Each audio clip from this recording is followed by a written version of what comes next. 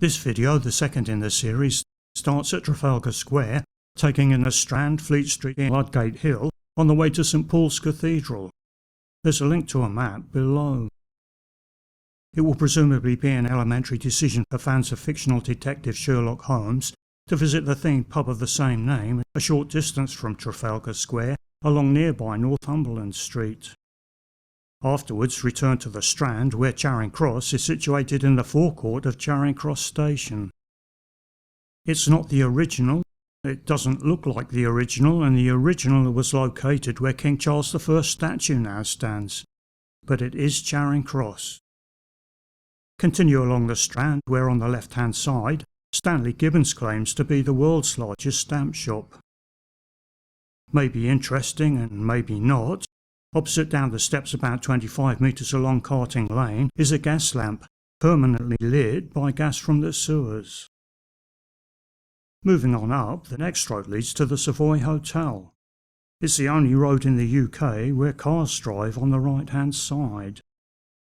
A little further on, the Courtauld Art Gallery, home to several masterpieces, is located at the entrance of Somerset House. St Mary le Strand Church occupies a traffic island opposite King's College, producer of many important and influential alumni, including Florence Nightingale, Virginia Woolf, Joseph Lister and Desmond Tutu.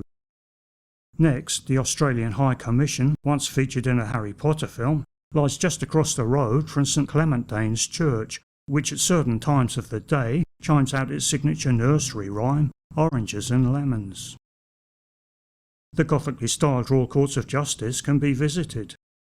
As security is understandably tight, it's a good idea to gen up on protocol before troubling the staff there. Opposite, the first ever premises of world-famous tea company Twinings houses a small museum and shop. In the middle of the road by historic Child and Co's Bank, the Temple Bar Memorial replaced the old city gate in the late 19th century. Then across from Chancery Lane and below Prince Henry's Room, one of the very few buildings in London to predate the Great Fire of 1666, there's a gate through which it's quite often possible to sneak into the grounds of the Inner and Middle Temples to visit the 12th century church originally constructed by the secretive Knights Templar. Shortly afterwards, Hawes Bank is the fourth oldest in the world. The clock of St Dunstan in the west opposite was the first public clock in London to possess a minute hand. Giants come out to chime the time every 15 minutes.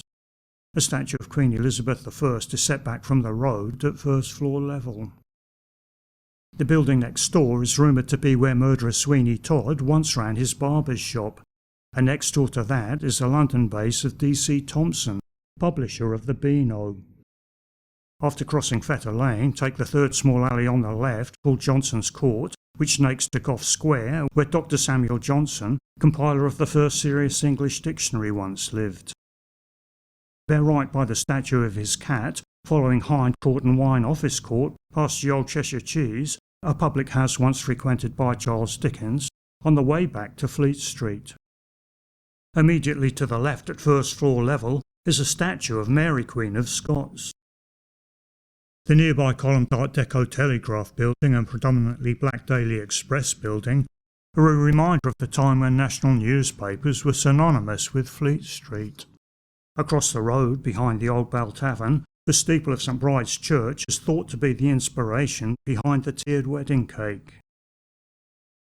When crossing Farringdon Road, look left to see the Holborn Viaduct in the distance, before climbing Ludgate Hill to St Paul's Cathedral, London's tallest building until 1967. Beside it, the Temple Bar Gate, the memorial is in the centre of Fleet Street by Child's Bank, was eventually relocated to the entrance of Paternoster Square, opposite London's Stock Exchange building. The next stage of this tour of London leaves St Paul's Cathedral, passing Shakespeare's Globe Theatre, Drake's Ship the Golden Hind, Borough Market and the Monument, on the way to the Tower of London and Tower Bridge. Click the link to enjoy the video.